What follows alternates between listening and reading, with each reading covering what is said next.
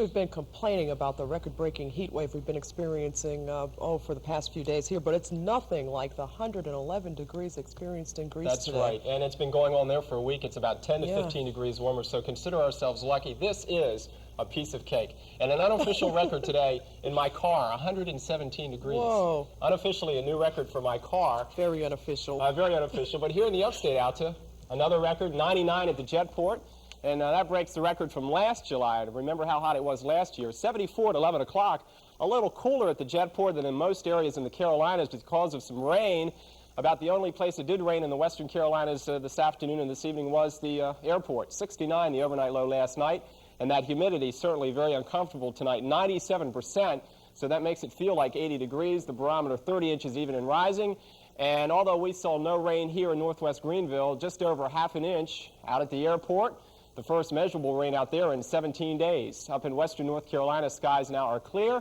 At Asheville, 75, 64 this morning, and 1 degree shy of a record, 92 this afternoon up in western North Carolina. Temperatures tonight, extremely warm, about as warm as you'll ever see them at this time of the night. Charlotte still 86 degrees, very uncomfortable. Hickory 81, Knoxville 80.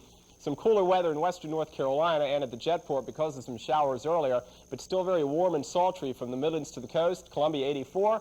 And down at the beaches, warm and humid, 82 at Charleston and Myrtle Beach.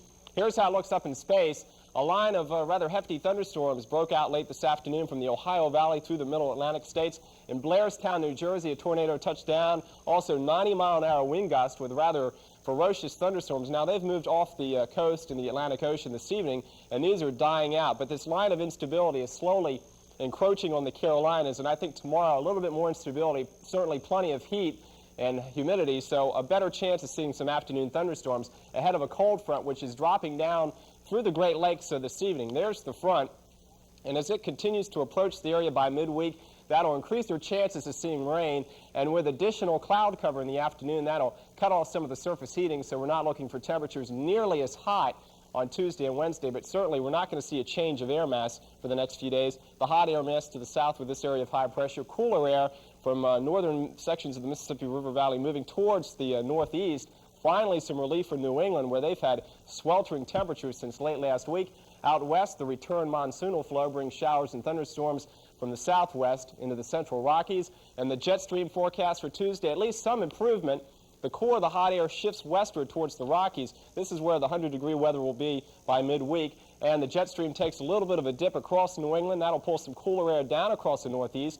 And as these wind lines, these lines at about 18,000 feet drop a little further south, that just means simply some cooler air aloft, a little bit more instability, and a better chance of seeing some afternoon rain. So some promise in the forecast, but still another hot one ahead tomorrow. Fair tonight, though, patchy fog, especially in those areas where you saw some rain this evening, 68 to 71. Monday, more heat and humidity with some afternoon thunderstorms popping up, but temperatures rising and approaching the century mark once again.